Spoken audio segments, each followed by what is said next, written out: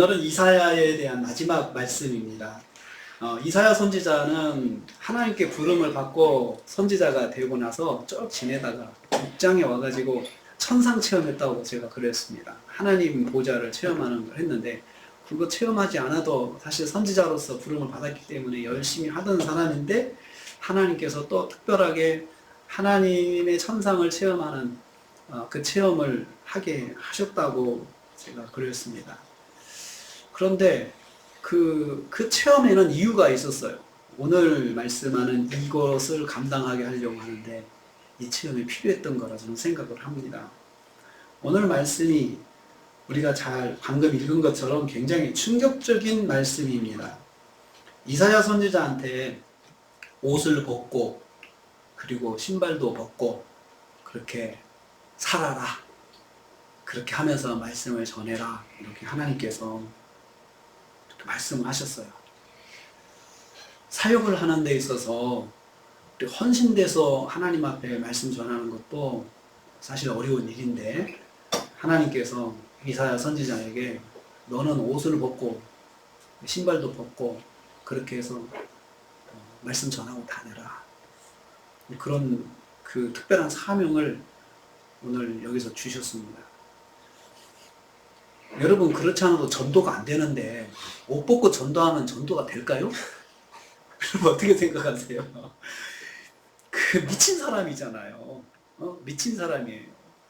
아니, 잘 입고 정장 입고 해야 사람들이 뭔가 이렇게 다 보이는 게 있어야 사람들이 관심도 갖고 전도하면 전도가 잘 될 텐데, 하나님의 말씀을 전하는 사람이 옷을 훌러덩 벗고 신발도 벗고 막 돌아다니면서 하나님의 말씀이라고, 내가 하나님께 말씀을 받았다고 그렇게 전하게 된다면 우리는 어떤 반응을 가질까요?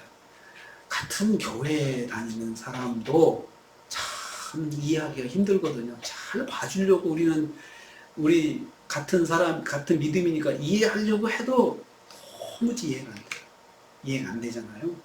하나님께서 그것을 이사야에게 시키셨습니다. 그런데 이사야의 관점에서 한번 생각을 해보려고 그래요. 오늘 말씀을 하나님이 시키셨지만 이사야의 관점에서는 이것을 어떻게 이해를 할까? 어떻게 이해를 하고 그걸 감당할 수가 있었을까? 우리가 모두 이사야가 한번 돼보려고 합니다. 특별한 미션이 오늘 주어지는데요. 이사야는 천상 체험을 통해서 이미 하나님이 어떤 분인가를 온몸으로 체험한 사람이에요. 그러니까 천상 체험이 이사야를 꽉 붙잡는 그런 체험이 됐어요. 절대로 이사야가 하나님이 없다고 말을 할 수가 없잖아요. 하나님이 살아계시다고 정말 자기가 온몸으로 느낀 것이 천상 체험인데, 이런 천상 체험은 하나님을 직접 체험하는 거라고 그랬습니다. 근데 이런 성경에서 보면 하나님을 직접 체험한 천상 체험을 한 사람들이 많지가 않습니다. 아담, 하나님하고 에덴동산에서 살았으니까 아담이죠. 모세가 그랬고요. 엘리야가 그랬고, 다니엘이 천상 체험했어요. 그리고 사도 바울, 신약에 와서, 그리고 사도 요한계시록을 쓴 사도 요한. 이 몇 사람들만 천상 체험을 해서 하나님을 직접 만나는 체험을 했어요. 그리고 12제자들은 육신으로 오신 예수 그리스도를 직접 만나고 직접 3년 동안 따라다닌 체험을 했던 사람들이잖아요. 그런 사람들이 특별한 하나님의 그 은혜를 입은 사람들인데, 하나님께서는 그럴 때는 왜 이런 사람들에게 그런 은혜를 주시고 우리 같은 사람들은 그런 것이 없을까? 그런 질문을 할 수가 있어요. 천상 체험한 사람들의 공통적인 특징이 있습니다. 하나님께서 매우 험하게 사용하세요. 매우 험하게 사용하세요. 그리고 하나님의 일을 하면서 영광을 누린 게 하나도 없어요. 하나님의 일을 하면서 맞고 무시받고 그리고 아주 비참한 삶을 살다가 죽는 것도 순교를 당할 때가 거의 대부분 순교를 해요. 그럼에도 불구하고 이 사람들이 믿음을 놓지 않아요. 그들이 믿음을 놓지 않는 그 비결은 뭘까요? 천상 체험했잖아요. 하나님이 살아계시다는 것을 그들은 너무나도 확실하게 봤기 때문에 이 땅에서 그런 것 때문에 믿음을 놓지 않는 거죠. 우리도 그렇잖아요. 확실하게 내가 뭔가를 경험하면 절대로 누가 뭐라고 해도 그렇게 갈 수가 있잖아요. 그래서 확실한 지식이 정말 중요한 거죠.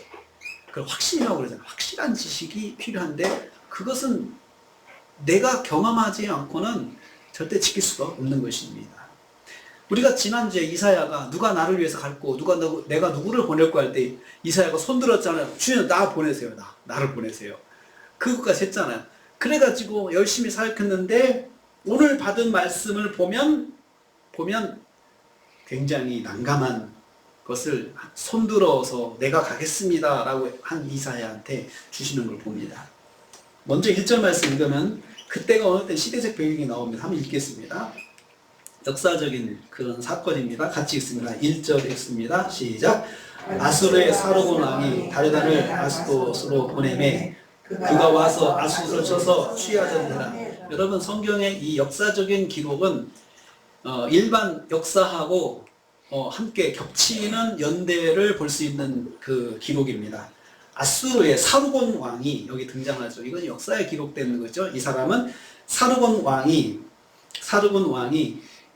다르단을 군대 장관으로 세워가지고 아스돗을 쳤다. 아스돗을 보냈다. 아스돗은 지금의 팔레스틴의 지금 옛날 성경에는 블레셋의 5대 도시 중에 하나예요. 북쪽에 있는 도시가 아스돗입니다. 그러니까 지금 블레셋 땅은 지금 여러분 그 가자지구가 블레셋 땅이에요. 그 블레셋 땅에 거기에는 5개 블레셋은 도시국가였습니다. 그래서 5개 도시 펜타곤이 있었는데 그 중에 북쪽에 있는 도시가 바로 이 아스돗입니다. 그 아스돗을 아수르 왕 사르곤이 가서 일단 도시를 딱 정복을 한 거예요. 그러니까 취하던 해라 그 말이죠. 그러니까 이때는 역사적으로 딱 보면 주전 BC 713년에서 711년이에요. 딱 연대가 나옵니다. 주전 713년에서 711년 사이 그때 그 역사적인 사건이 일어났는데 당시 세계는 세계 5대 제국 중에 아수르가 세계를 지배하고 있었습니다. 그리고 이집트가 이제 그 오늘날로 말하면 G2에 해당하는 나라가 이집트였습니다. 그 G1, G2. G1은 아수르고 G2가 이집트였습니다. 그것을 성경에서 애굽이라고 말하죠. 그 애굽은 마침 그 에디오피아, 성경 구스라고 표현하는 구스 출신의 샤바카라고 하는 사람이 애굽을 다 정복을 했습니다. 그래서 구스의 사바카가 그 애굽을 이제 왕국을 세운 거죠. 그래가지고 강력한 왕권을 이루고 있어 성장하고 있어가지고 북쪽에 있는 아수르하고 대적할 수 있었어요. 왜냐하면 이집트는 무기가 식량입니다. 식량이에요. 그래서 세계 모든 나라들이 당시 이집트에 흉년이 오면 식량을 공급받으러 배를 보내고 사절단을 보내는 것이 바로 이집트였습니다. 그렇기 때문에 식량 창고였고 거기에는 노동력이 풍부했고 그래서 항상 먹을 것이 풍부하고 풍요로운 나라가 이집트였습니다. 그러니까 G2에 해당되는 것이죠. 그 아수르는 군사력으로 강대하게 힘을 이뤄가지고 세계를 힘으로 지배했다면 이 경제로 이집트는 세계를 지배를 하는 G2에 해당하는 나라였습니다. 그러니 이제 주변 나라들은 당연히 이제 그런 고민을 하겠죠. 어느 줄을 서야 될까? 그게 당시 국제사회의 가장 큰 이슈 중에 하나였습니다. 어디에 줄을 서야 될까? 아수르의 줄을 서야 될까? 애굽의 줄을 서야 될까? 그것이 항상 그 고민이었습니다. 그런데 블레셋은 친애굽 정책을 썼습니다. 그리고 이스라엘 땅 유다도 친애굽 정책을 썼습니다. 당연하죠. 그래서 성경에 보면 아브라함도 음식이 떨어져 흉년이 드니까 애굽으로 내려가잖아요. 그냥 당연히 애굽으로 가게 돼 있는 거죠. 그 나라는 먹을 것이 많기 때문에 그 나라한테 의존할 수밖에 없는 거죠. 그리고 힘으로는 아수르를 따르겠지만 경제적으로는 애굽을 의지할 수밖에 없는 그런 상황이었습니다. 그래서 아주 중요한 나라가 애굽이었습니다. 사르곤이 군대장관 타르단을 보냈다라고 했습니다. 그래서 애굽을 의지한 친애굽 정책을 쓰는 블레셋부터 일단은 손을 본 거예요. 그러니 그렇게 해서 딱 정복이 되고 나니까 불안한 건 애굽이에요. 애굽이 불안하게 됐어요. 아니 우리 친애굽 정책을 펴고 있는 이 나라를 아수르가 와서 그렇게 정복을 해버리면 이거 뭐지? 하고 이제 신경이 쓰이는 거죠. 그리고 더 불똥이 튄 것은 이제 유다예요. 그 옆에가 바로 유다잖아요. 유다가 또 친애굽 정책 쓰고 있는데 그 다음에 우리 차례 아니겠어요. 마치 러시아가 우크라이나 할 때 폴란드 뭐 주변 국가들이 불안한 것처럼 그러니까 지금 불안한 거죠. 그 나라가 저기 그 유럽 쪽으로 이 줄을 서려고 하니까 러시아가 그걸 지금 방지하려고 와가지고 전쟁하는 거 아니겠습니까? 꼭 그 상황인 것 같아요. 그래서 당시 유다가 치열한 논쟁이 하나 생겼습니다. 우리 이대로 해도 되겠는가? 우리가 이대로 친애국 정책을 해도 안전하겠냐? 이 국민들이 불안해하기 시작했습니다. 왜냐하면 친애국 정책을 같이 했던 블레셋이 바로 이웃에 있는 블레셋이 국경을 맞대고 있는 블레셋이 지금 아수르에게 정복을 당하고 있으니 그 다음에는 우리 차례인데 이게 우리가 이렇게 하는 것이 맞는가 하고 다들 불안해하고 그리고 왕은 신하들하고 한번 그것을 의논하고 그게 이슈였을 것입니다. 아닙니다. 우리 지금이라도 아수르를 우리가 따라가야 됩니다. 친아수르 정책을 써야 됩니다. 하고 사실 성경에 논쟁이 많이 있었어요. 선지자들도 거기에 대해서 말을 하기도 하고요. 이때 이런 상황에 하나님께서 답을 주신 거예요. 그 세대에 답을 주신 거죠. 그게 이사야가 특별한 미션을 통해서 받은 메시지가 어떤 정책을 써야 될지 그 답을 하나님께서 주신 것입니다. 2절 말씀이 있습니다. 2절 말씀 시작. 그때 여호와께서 암이스라엘 이사야에게 말씀하여 이르시되 갈지어다 내 허리에서 배를 끄르고 내 밭을 실어버리라 하시매 그가 그대로 하여 벗은 발로 다니라. 자, 말씀을 주시는데 특별한 형태로 말씀을 주셨어요. 이사야에게 말씀하여 이르셨다. 거기 히브리 언어로 보면은 두 단어가 말씀하다 이르다 똑같은 말이거든요. 말씀했다 이르렀다. 말씀했다 이르다 두 번 반복하는 것은 강조예요. 강하게 하나님께서 메시지를 주신 거죠. 그러니까 왜 그러냐면 메시지 자체가 너무나도 받아들이기 힘든 메시지니까 강하게 말씀하셔야 되잖아요. 그리고 명확하게 이사야가 되물을 필요가 없을 정도로 아주 명확한 메시지를 주셔야 되잖아요. 너는 옷을 벗고 신발을 벗어라. 명확하잖아요. 그것을 하나님께서 말씀하고 말씀했다. 이렇게 표현을 하고 있습니다. 모호한 말씀이 아니고 명확하게 주신 거죠. 이사야가 들으면서도 그 말씀을 들으면서도 자기 귀를 의심할 정도의 메시지인데 근데 메시지는 되물을 필요 없이 명확했어요. 옷 벗어라, 신발 벗어라. 이거 못 알아들을 사람이 누가 있어요? 그러니까 이사야가 되물을 필요가 없어요. 하나님께서 분명히 말씀하신 거죠. 여기서 우리가 두 가지를 깨달을 수 있어요. 첫째는 위기에 있을수록 하나님 말씀을 듣는 것이 중요하다는 거죠. 그리고 이사야도 그런 질문을 많이 받았을 거예요. 우리가 어떻게 해야 됩니까? 선지자요. 우리가 어떻게 해야 될까요? 이런 질문을 가는 데마다 받을 거예요. 요즘으로 말하면 유튜브 나가가지고 받는 질문이 다 그거잖아요. 요즘 유튜브 보면은 이스라엘이 보복할까요? 이게 유튜브의 주제예요. 보복할까요? 할 겁니다. 그러면 이란은 어떻게 할까요? 3차 중동 전쟁이 일어날까요? 그게 늘 이슈잖아요. 근데 거기에 대해서 하나님께서 이사야에게 확실하게 말씀하셨는데 하나님의 말씀을 이사야가 들었다는 것이 중요하죠. 위기일수록 하나님 말씀을 듣는 것이 중요하다. 두 번째는 하나님은 위기의 순간일수록 말씀으로 인도하신다는 사실을 발견할 수 있어요. 위기의 순간일수록 말씀으로 하나님께서는 답을 주세요. 사랑하는 성도님들, 위기에 있을수록 하나님 말씀을 들어야 합니다. 하나님 말씀을 읽고 묵상하는 시간을 가져야 합니다. 그래서 하나님 말씀을 들을 수 있어야 합니다. 우리 성도들은, 교회는 그렇게 합니다. 뭔가 큰 문제가 나한테 있다 그러면 우리는 어떻게 하냐면 하나님 말씀을 들어요. 하나님께서 뭐라고 말씀하시나? 하나님께서 이 일을 나에게 왜 주셨을까? 이것을 성경을 통해서, 말씀을 통해서 우리가 답을 찾게 됩니다. 또 또 하나님은 위기의 순간일수록 말씀으로 인도하시기를 원하신다는 사실을 꼭 기억해야 돼요. 그래서 하나님이 그렇게 하기를 원하시고 그것이 정답이기 때문에 우리 성도들은 어려운 일이 있을수록 보통 그러잖아요. 기도원 들어갔다고 그러잖아요. 기도원 들어갔다. 기도원 가서 뭐 했어요? 말씀을 듣는 거죠. 기도하면서 말씀을 듣는 거예요. 말씀을 읽으면서 하나님께서 내게 이것을 어떻게 하라고 하셨는지 듣는 것이죠. 말씀하신 내용이 너는 가라라고 했습니다. 너는 가라. 가라라고 하는 말은 행동으로 옮기라는 거죠. 그냥 보통 사람이 들으면 듣고 앉아 있을 수 있거든요. 결정을 못하고 그냥 듣고만 있을 수 있거든요. 하나님 그거 깨라는 거죠. 내가 말했는데 너 듣고 그 다음에 행동으로 옮기라. 이게 가라예요. 가라. 그리고 배를 끌으라. 그러니까 배옷을 벗으라는 것입니다. 벌거벗은 몸이 되라는 거죠.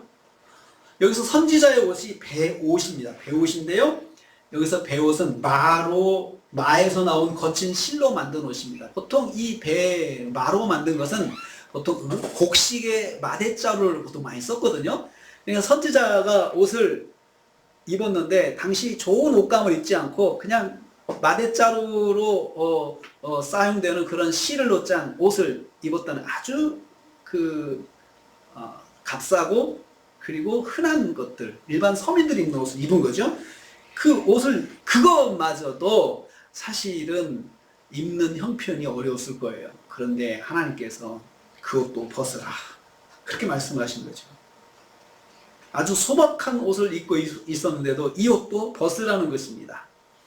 그러니까 그럴 수도 있다고 저는 생각해요. 야, 너 그런 옷 입지 말고 좀 거지 같은 옷 다 떨어지는 옷 입어라. 그렇게도 할 수 있을 거라고 생각을 해요. 그런 옷 입지 마라. 그냥 다 떨어지는 옷이라도 입어라. 옷을 입어라. 그렇게 하셔도 될 텐데 그렇게 하지 않고 그냥 다 벗으라고 이야기를 하셨어요. 오늘날도 그렇지만 고대 사회에서는 크나큰 치욕이 벌거벗는 것입니다. 고대 근동에서 겉옷을 벗고 속옷만 입어도 벗는 것으로 간주됐습니다. 속옷도 벗었을까? 속옷도 벗었을까? 여러분 속옷도 벗었을 거라고 생각을 해요. 왜냐하면 뒤에 보면은 그들이 맨발로 엉덩이를 다 보이면서 갔다고 그랬거든요. 끌려간다고 그랬거든요. 그거 다 보여줘야 되거든요. 맨발로 엉덩이를 보여서 갔다는 게 앞부분을 표현하지 못하니까 엉덩이를 보였다고 표현하는 거예요. 성경에서. 그렇게 한 거죠.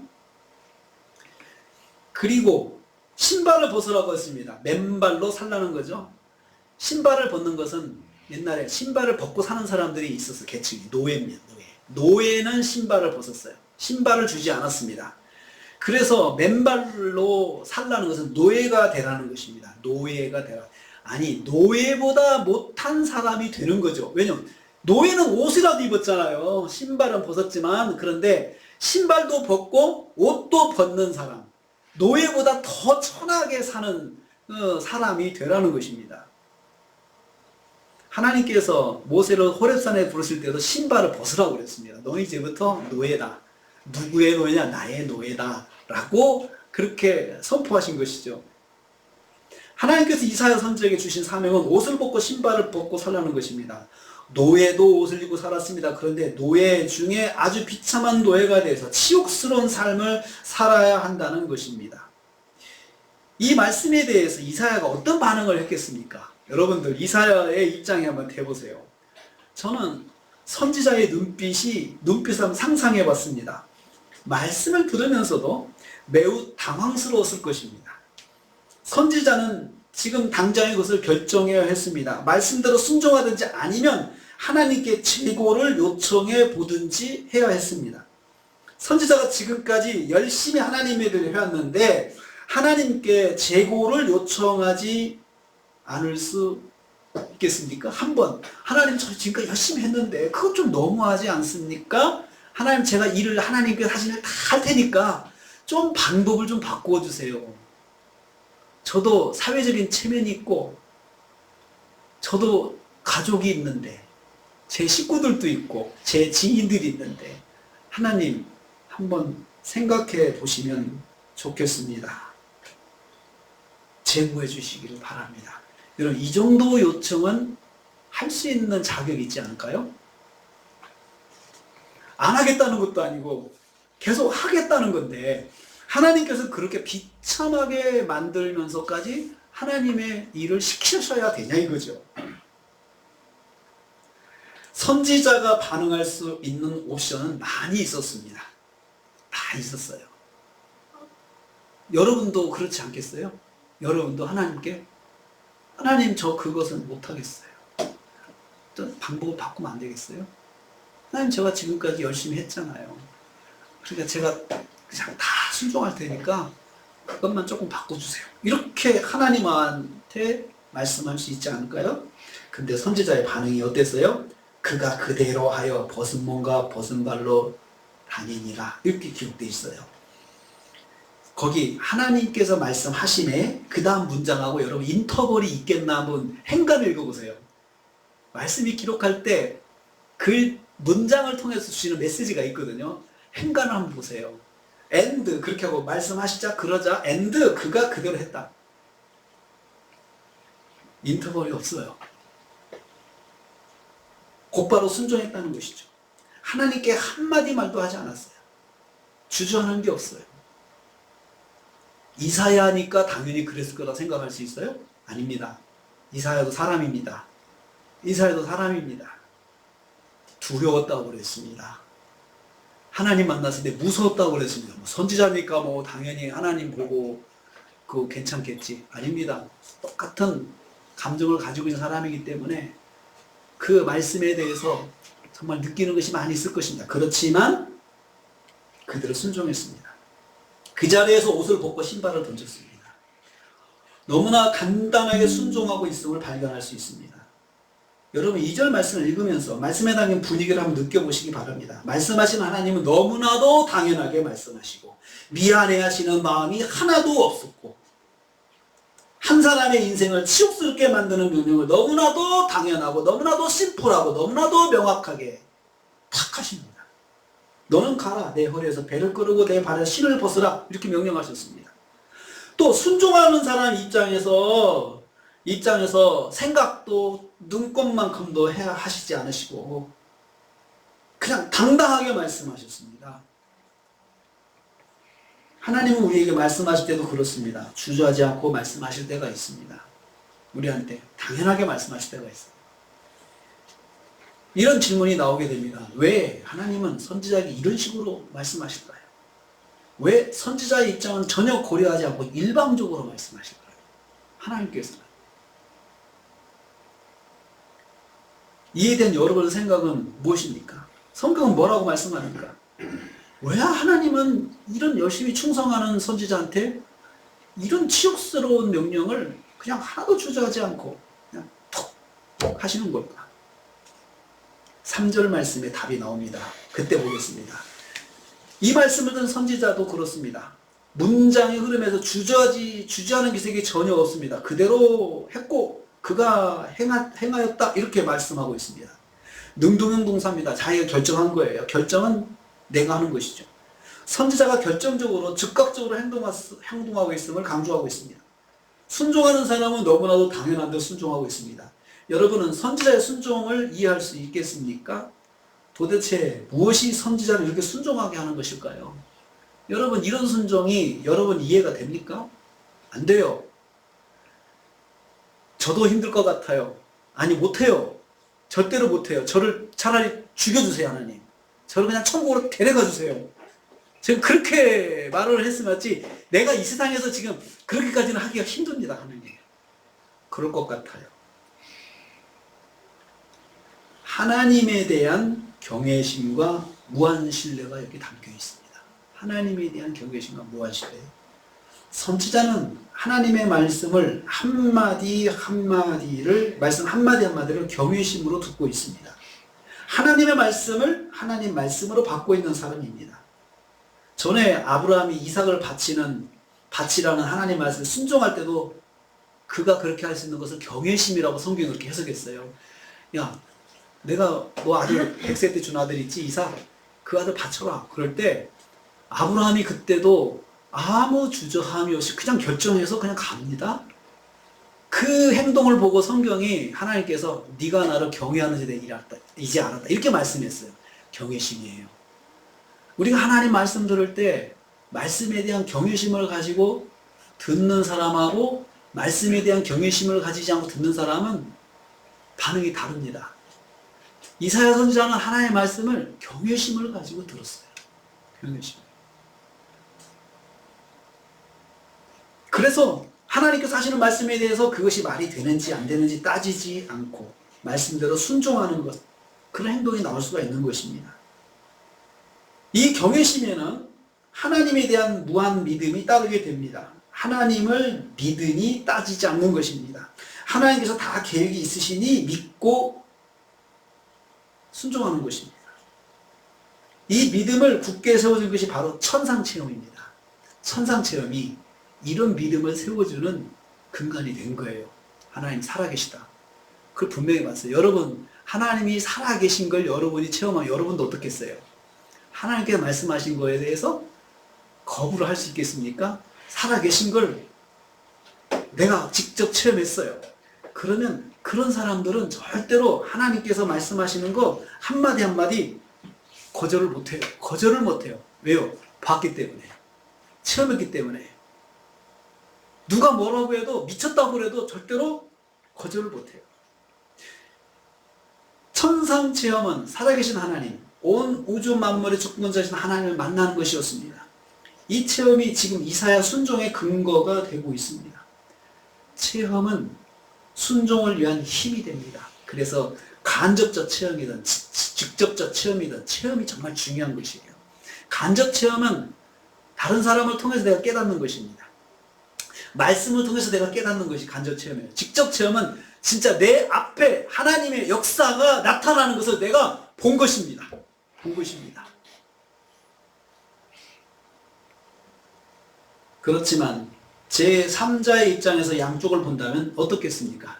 제3자 입장에서 하나님도 보고 이사야도 내가 본다 생각해 보세요. 명령하는 쪽을 볼 때 너무나도 황당하다는 생각이 들 것이고 그 말씀대로 순종하는 사람을 볼 때도 너무나도 이해가 안 되고 제3자 입장에서 그렇잖아요. 그것이 하나님 말씀대로 순종하는 모습입니다. 그렇게 말씀하는 하나님도 이해가 안 되고 그것을 또 순종하는 이 사람도 이해가 안 되는 게 제3자 입장이죠. 이렇게 순종한 이사야에게 무슨 일이 일어났습니까? 3절 읽습니다. 3절 시작. 여호와께서 이르시되 나의 종 이사야가 3년 동안 벗은 몸과 벗은 발로 다니며 애국과 부스에 대하여 징조하되. 하나님께서 말씀하셨어요. 이건 하나님의 평가죠. 명령했더니 그가 그렇게 했고 그 다음에 하나님께서 이제 거기에 대해 평가하시는 거죠. 나의 종 이사야가 3년 동안이나 벗은 몸과 벗은 발로 다녔다 이렇게 하셨어요. 인정하신 거죠. 여러분 근데 3년이 기간이었어요. 3년 너무 길지 않습니까? 3년 동안 벗은 몸과 벗은 발로 살았다는 거죠. 하나님께서 한 1주 정도 하고 놔두실 줄 알았어요. 3년을 그렇게 했어요. 그런데 실제로 그 기간을 따져보면은 실제 기간은 횟수로는 3년인데 실제 기간은 14개월 정도 된다고 그래요. 14개월. 그러니까 12월 말에 시작해가지고 다음에 1월, 2월에 한 거니까 횟수로는 3년 걸친 거잖아요. 3년 걸친 거예요. 그러니까 14개월, 1년 2개월 정도를 그렇게 사는 거예요. 그렇게 사는 거예요. 3년 동안 그런 삶을 살았다는 사실을 하나님께서 딱 인정하셨어요. 이 사람이 이렇게 이사야가 살았다? 이렇게 말씀하시죠. 이사야가 3년을 치욕스러운 삶을 살았다는 말씀입니다. 이사야의 삶이 개인의 영광이 하나도 없는 삶이었습니다. 아무도 이사야를 친구로 삼지 않았을 것입니다. 그런 사람 누가 가까이에요? 그런 사람이 누구 결혼식 때 온다고 그러면은 이건 깽판 놓자는 거잖아요. 잔치를 완전히 망하게 만들겠다는 거 아니겠습니까? 갈 수도 없어요. 이사야를 가까이 하는 사람이 한 사람도 없었을 것입니다. 그 사람에게 유익을 얻을 만한 것이 하나도 없기 때문입니다. 세상 사람들이 한 사람도 이사야를 알아주지 않았을 것입니다. 가진 것도 없고 치욕스러운 사람이기 때문입니다. 두 번째로 이사야가 그런 삶을 산 것은 구스와 애국과 구스에 대하여 징표와 예표가 되었다는 사실을 하나님께 말씀하고 있습니다. 왜 이렇게 살았느냐 하면은 애국과 구스에 대해 징표와 예표가 된다. 앞으로 애국과 구스가 어떻게 될 것인지 이사야가 몸으로 보여준 거죠. 몸으로 보여준 거라는 거죠. 그러니까 하나님께서 이사야에게 그런 삶을 살아야 된다고 말씀하신 이유는 이사야가 메시지를 전하는데 앞으로 애굽이 이렇게 망할 것이다. 애굽이 이렇게 될 것이다. 라고 보여주는 것이에요. 말도 하고 보여주는 것이에요. 그걸 위해서 선지자가 모델이 되었다는 거죠. 선지자가. 그런데 그 모델이 아주 치욕스러운 모델이 된 거죠. 하나님께서 그렇게 하라고 하셨어요. 이런 메시지를 사람들에게 전하기 위해서 이사야가 모델이 되었습니다. 강력한 메시지를 주시려고 이사야 선자를 사용하신 거죠. 강력한 메시지죠. 강력한 메시지.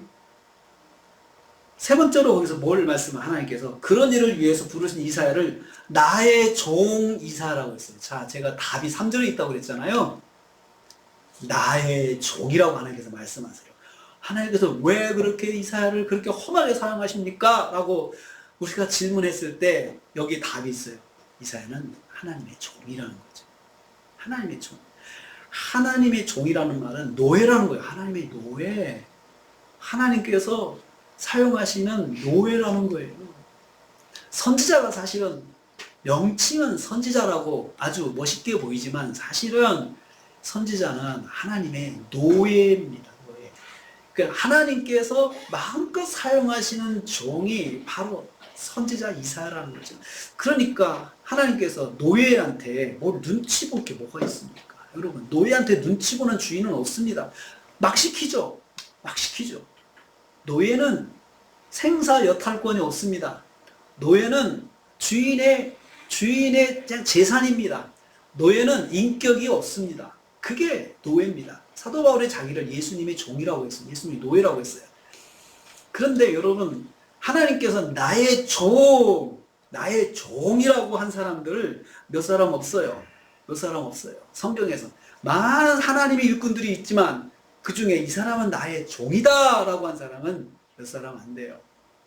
아브라함을 나의 종이라고 했어요. 모세를 나의 종이라고 했어요. 그리고 이사야를 나의 종이라고 했어요. 그리고 예수님을 종이라고 이렇게 이야기하셨어요. 성물선 예수님을. 공통점이 있어요. 다 험하게 사용하셨어요. 험하게 사용하셨어요. 근데 종들의 또 공통적인 특징이 있어요. 천상 체험이 있어요. 하나님에 대한 확실한 만남이 있는 거죠. 이 사람들. 확실한 만남, 직접적인 체험이 있어요. 이 사람들을 하나님께서 나의 종이라고 부르시면서 사용하셨어요. 하나님께서 이렇게 치욕적이고 초라하게 하시면서 사람들이 하나님을 믿도록, 하나님의 말씀을 믿도록 사용하셨다는 거죠. 그러면 저는 그렇게 생각해요. 하나님의 메시지를 믿게 할 수 있는 강력한 방법이 이거밖에 없을까? 이거밖에 없을까? 저는 있다고 생각해요. 반대로 해보세요. 강대국을 사용하죠. 하나님께서 강대국을 이스라엘을 강대국을 만들어서 세계를 다 지배해가지고 그 강대한 그 이스라엘이 하나님을 믿으니까 그렇게 되었더라 라고 해가지고 그것 가지고 하나님의 말씀을 전할 수 있잖아요. 그 방법 있지 않겠습니까? 근데 왜 하나님은 그렇게 하지 않았을까요? 왜? 그렇게 하는 것이 더 빠를 텐데요. 왜 강력한 힘으로 굴복시키지 않았을까? 그것도 질문이에요. 하나님께서 왜 그렇게 하지 않고 왜 이런 방법을 썼을까? 믿음은 자발적 순종이 중요해요. 믿음의 핵심은 자발적 순종이에요. 굴복하는 건 믿음이 아니에요. 꺾이는 건 믿음이 아니에요. 내가 무서워서 꺾였다. 내가 힘이 약해서 꺾였다. 그래서 내가 하나님을 믿는다. 믿음이 아니에요. 그것은. 내가 힘이 생기고 뭔가 조건이 되면 얼마든지 뒤집어 엎을 수 있다는 거잖아요. 하나님께서는 하나님 말씀에 순종하고 믿는 믿음을 항상 능동적 결정에 의해서 믿기를 원하세요. 그래서 자발적 순종을 원하시는 거죠. 스스로 깨닫고 자발적으로 순종하는 것이 믿음입니다. 그래서 믿음에는 구원은 수동이지만 믿음은 능동이에요.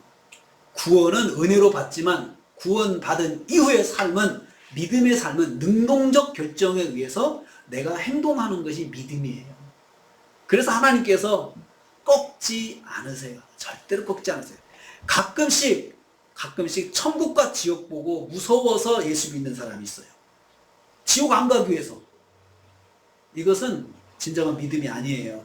그냥 하나님께서 동기부여해 주실 뿐이지, 그 다음부터 나중에 이 사람이 믿음이 자라면 그것과 관계없이 자발적으로 하나님 앞에 헌신하는 그런 믿음이 되는 것입니다.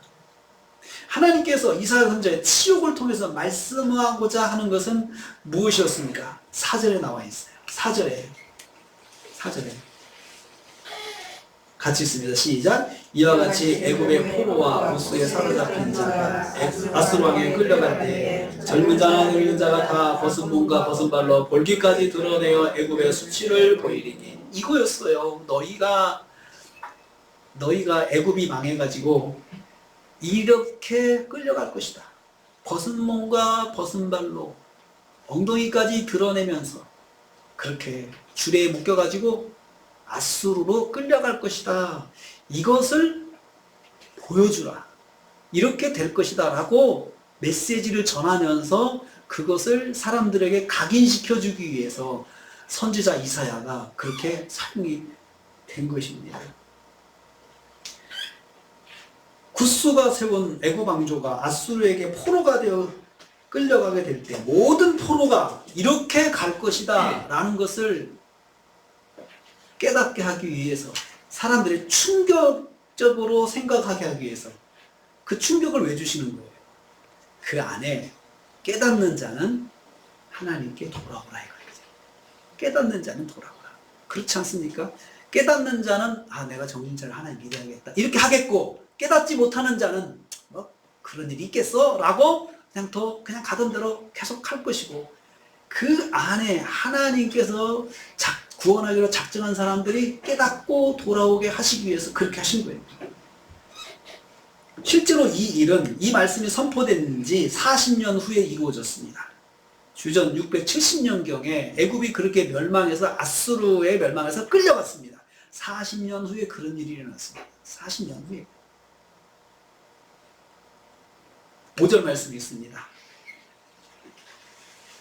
시작. 그들이 바라던 구스의 자랑과 애굽으로 말미암아 그들이 놀라고 부러워할 것이다. 그 다음 메시지는 뭐냐? 그들이 바라던 구스와 자랑하던 애굽을 친애굽 정책을 썼던 사람들이, 그들이 바라보던, 그 말에 친애굽 정책을 썼던 사람들이 놀라고 부끄러워한다는 거예요. 그걸 통해서 큰일 났다 놀란다는 거죠. 우리가 애굽을 믿었는데 애굽이 망했어요. 아수르에게 멸망당해가지고 그렇게 모든 국민들이 옷을 다 벗긴 채로 맨발로 엉덩이까지 다 드러내고 줄에 묶여가지고 걸어서 끌려서 아수르까지 가는 거예요. 노예로 가는 거예요. 노예로 팔려가는 것입니다. 실제로 그 정복하고 나서 그 지도층들, 아주 엘리트층들 다 끌고 갔습니다. 그리고 거기에 남은 사람들은, 무식한 사람들, 그냥 놔둬도 나라를 세울 수 있는 능력이 없는 사람, 이런 사람 남겨놓고, 하여튼 엘리트 계층은 젊은 사람들, 어린 아이들까지 해가지고 다 왕족 귀족들은 다 끌고 가서 자기들의 나라의 귀족들에게 다 분배해서 노예로 삼았습니다. 다 노예로 삼았습니다. 그날 그 시대에는 인권이라는 게 없잖아요. 지금은 전쟁하면서 다 유튜브로 다 생중계되기 때문에 누구를 죽였네, 병원을 폭파했네, 난리나잖아요. 그 당시에는 그렇게 해도 아무 문제가 없었어요. 아무 문제가 없었어요. 이것을 선지자가 온몸으로 보여주라는 거예요. 하나님께서 선지자를 너무나 막 쓰십니다. 막 쓰십니다. 험하게 쓰십니다. 그런데 선지자는 그렇게 하나님께서 하셔도 아무 불만이 없습니다. 선지자는 어떤 생각을 하고 있을까요? 나는 하나님의 종인데 나는 하나님의 종인데 그 하나님, 천상의 온 우주 만물을 통치하시는 하나님의 나는 종인데, 이 생각을 하죠. 그리고 내가 이 땅에서 이렇게 살아도 하나님께, 내가 이 땅에서 떠나면 하나님께서 나를 그 천상 보좌에 하나님의 사람으로 내가 거기서 사는 건데 이 땅에서 잠시 사는 거 이거 어떻겠어? 라고 선지자는 생각하겠죠. 만약에 여러분들이 천국이 있다는 것을 믿는다면 여러분의 삶이 달라질 것입니다. 천국이 있다고 믿는 사람과 천국이 없다고 생각하는 사람은 삶이 달라요. 나이를 먹어서 인생이 더욱더 비참해지는 거죠. 내가 이렇게 살아도 될까? 이렇게 내가 예수 믿는다고 내가 주일날로 놀지도 못하고 내가 이렇게 즐겨도 즐기지 못하고 내 재정의 일부를 정말 이렇게 돈을 쓰면서 헛돈 쓰는 거 아닌가? 천국이 없으면 헛돈이에요. 천국이 없으면 헛된 시간이에요. 천국이 없으면 헛된 봉사예요. 천국이 없으면 정말 불쌍한 삶이에요. 이사야도 천국이 없다면 천상보좌를 그가 못 봤다면 정말 불쌍한 인생이죠. 뭘 볼 게 있다고 그 나이에. 이사야의 식구들은 어떻겠어요, 여러분? 3년 동안 이사야의 식구들은 창피해서 아버지 때문에 창피해서 학교도 못 다니겠다고 할 거 아니겠어요? 아버지 때문에 창피해서 어디도 못 가, 친구들도 못 만나요. 당신 때문에 창피해서 시장도 못 간다고 할 거 아니에요?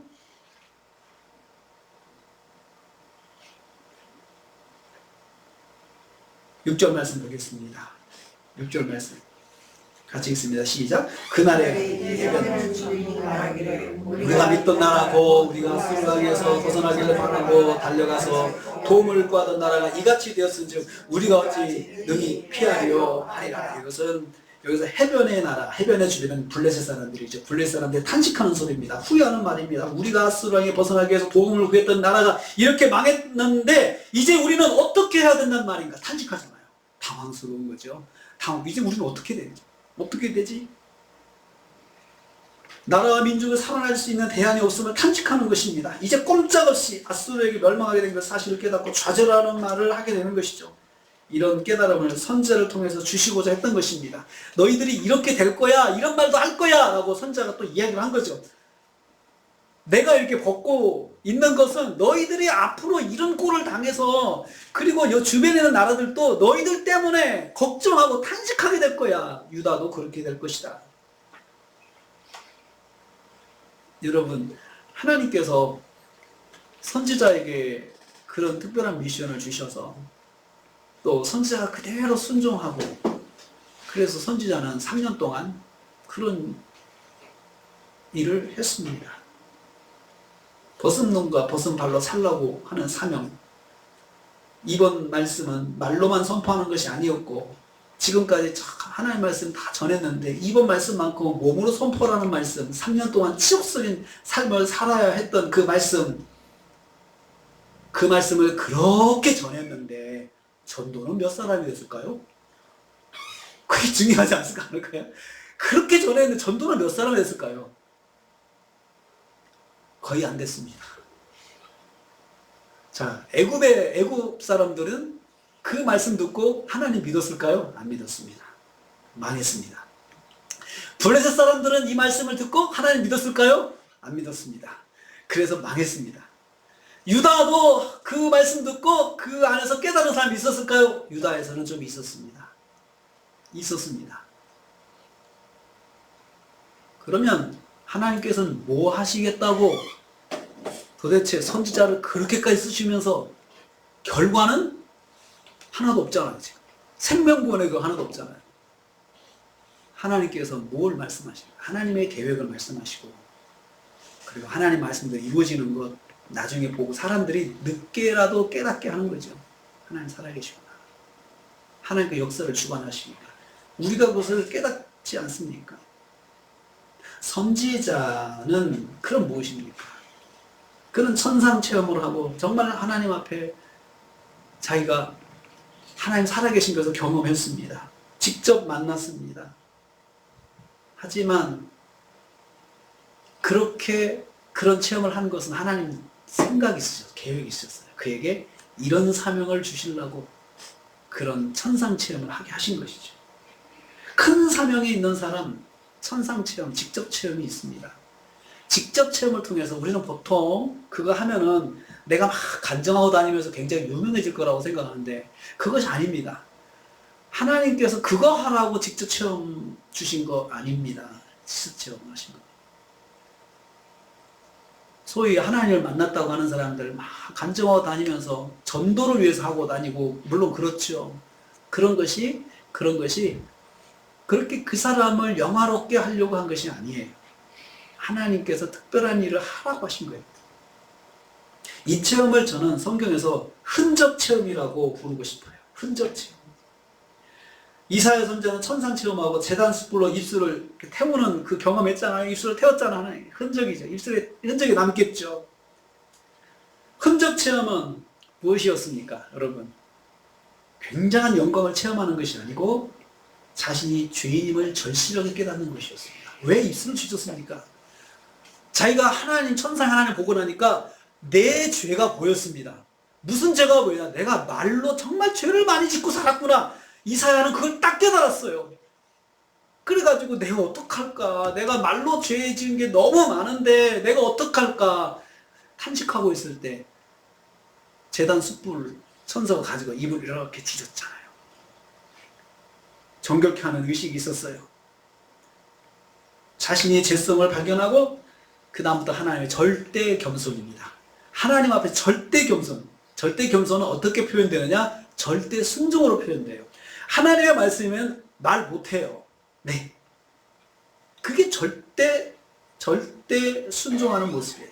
하나님의 흔적 체험한 사람의 한 사람의 진짜 절대적인 증거, 이 사람은 하나님 통해서 직접 만나고 흔적 체험을 했구나 라는 것을 어떻게 할 수 있느냐? 철저하게 하나님 앞에 죄를 회개하고 그리고 나서 자기가 정말 하나님의 죄인임을 깨닫고 나서부터는 하나님 말씀 볼 때마다 아멘 하고 그대로 그냥 사는 거예요. 그대로 사는 것이 이게 흔적 체험한 사람의 특징입니다. 신앙생활을 잘하는 사람은 하나님 앞에 절대 복종하는 삶을 사는 사람입니다. 이런 신앙생활을 하고자 애쓰는 것이 바로 믿음 성장입니다. 사도 바울이 이런 흔적 체험을 고백했습니다. 우리가 아까 읽었던 갈라디아서 6장 17절 말씀 그거입니다. 다시 한번 읽어볼까요? 갈라디아서 6장 17절 말씀 시작. 이후로는 누구든지 나를 괴롭게 하지 말라. 내가 내 몸에 예수의 흔적을 가지고 있노라. 내 몸에 예수의 흔적을 가지고 있다. 예수님의 흔적을 내가 갖고 있다고 사도 바울이 고백했어요. 그게 뭡니까? 십자가 고난의 흔적입니다. 십자가 고난의 흔적. 흔적이라고 하는 말이 헬라어 스티그마인데, 스티그마는 몸에 뚫린 자국을 스티그마라고 해요. 스티그마. 옛날 노예를 귀를 구멍을 뚫었어요. 그래가지고 거기다 귀고리를 달았어요. 노예가 귀를 딱 뚫을 때 그걸 스티그마라고 해요. 그게 흔적이에요. 노예라고 하는 흔적. 예수님의 흔적을 자기가 가졌다. 예수님의 십자가 경험도 긁힌 자국, 이런 스티그마인데 고난의 자국을 스티그마라고도 이야기를 해요. 예수님의 스티그마를 자기가 가지고 있다라고 했어요.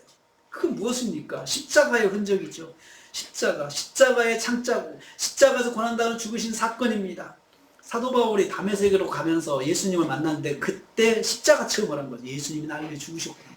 내가 내 죄 때문에 예수님이 죽으셨구나 라는 사실을 깨닫고 그가 하나님께 회개한 거죠.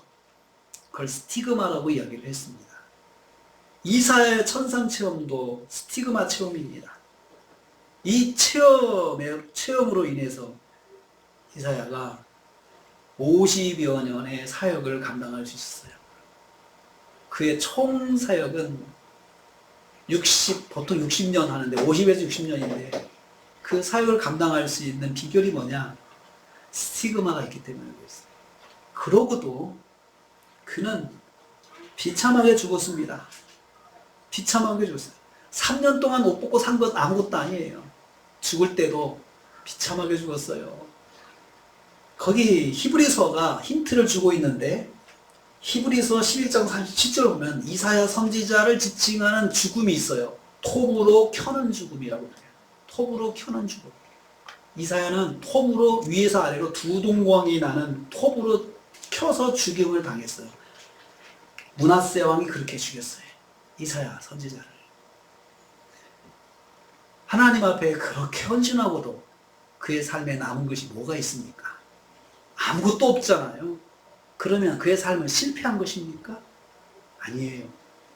하나님의 천상 체험을 했기 때문에 그는 여기 떠나면 거기가 있잖아요. 즐겁게 기쁘게 그런 감당을 했습니다. 최고의 체험, 최고의 흔적 체험은 하나님을 만나는 체험입니다. 하나님을 만나는 체험은 십자가 체험입니다. 자신이 죄인임을 발견하고 고백하는 체험입니다. 십자가 체험이 있어야 은혜를 체험할 수 있습니다. 은혜로 값없이 구원받은 것을 깨달을 수 있습니다. 은혜가 뭐냐? 내가 하나님께서 나를 정말 은혜로 구원시켜 주셨구나. 나는 자격이 없는데. 근데 그것을 십자가 체험을 해야 깨달을 수 있습니다. 그것이 가장 귀중한 흔적 체험이에요. 믿음 생활하면서 가장 귀중한 흔적 체험. 그래야 절대 순종을 할 수 있습니다. 우리가 하나님 앞에 순종하기를 원합니다. 그러려면 내가 노력해서 순종할 수 있는 것이 아니고 이런 체험을 하면 순종이 돼요. 그냥 말씀한 대로 이루어지는 것을 경험하면 우리가 탁 동기부여가 되잖아요. 기도응답이 됐어요. 그러면 탁 우리도 순종하고 싶은 마음이 생기잖아요. 그런데 하나님을 직접 만나는 체험을 해봤다 생각해보세요. 절대로 변하지 않죠. 저는 사랑하는 성도님들, 이사야처럼 하나님을 만나 자신의 죄성을 발견하고 깊은 회개와 용서의 흔적, 스티그마를 가지기를 축복합니다. 예수 그리스도 십자가를 체험하기를 축복합니다. 십자가의 은혜를 깨닫고 주님께 절대 순종하는 믿음상 하기를 축복합니다. 이사야가 우리한테 오늘 그걸 보여줬습니다. 하나님의 종이라 하면 절대 순종이다. 그걸 위해서 하나님께서 직접 만나주시고 이사야를 천상을 체험하게 하신 것이다. 저와 여러분이 그런 직접 체험하는 것과 간접 체험, 늘 체험하는 그런 삶, 하나님께 한번 내가 기도하고 말씀대로 해서 하나님 역사하는 걸 한번 경험해 보십시오. 그러면 순종이 더 될 겁니다. 할 수 있다면 직접 체험도 해보세요. 그렇지만 결과는 험합니다.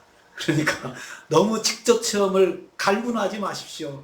하나님께서 은사로 주시는 것입니다. 그것은 은사로 주시는 거죠. 기도하겠습니다. 주님, 오늘은 이사야 선지자가 3년 동안 벗은 몸과 벗은 발로 말씀을 전하는 사명을 감당할 수 있었던 비결을 알게 해 주셨습니다. 하나님을 직접 만나는 천상 체험으로 절대 순종의 길을 갈 수 있었습니다. 천상 체험은 죄사함의 체험인 십자가 체험이었습니다. 사도 바울의 고백처럼 천상 체험은 예수님의 십자가 흔적을 가지는 것이었습니다. 십자가 흔적을, 십자가의 은혜를 체험하는 것이 절대 순종의 힘인 것을 깨닫게 하시니 감사합니다. 주님, 우리 모두가 십자가 은혜를 경험하고 말씀 앞에서 절대 순종하는 삶을 살게 하여 주옵소서. 예수님의 이름으로 기도하옵나이다. 아멘.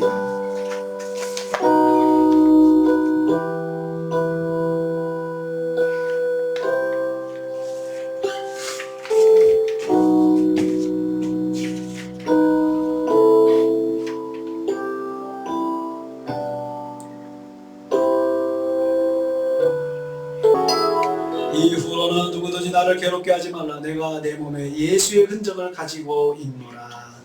지금은 교회 머리가 되신 우리 주님 예수 그리스도의 은혜와 하나님 아버지의 말로 닿을 수 없는 사랑하심과 성령님의 감동 교통 충만 위로하심이 예수님 흔적 체험을 통해서 절대 순종의 삶을 살기로 다짐하는 성도들 머리머리 가정과 생활이 교회와 관계된 모든 기관들이 함께하지 못했지만 여러 곳에 흩어져 있는 우리 형제자매들 위해, 그리고 대한민국 위해, 그리고 우리 선교사님들 가정과 사역에, 그리고 중동 땅의 전쟁터, 우크라이나의 전쟁터 위에 주님의 은혜를 갈구하는 심령들 위해 지금부터 영원토록 함께 있을지어다.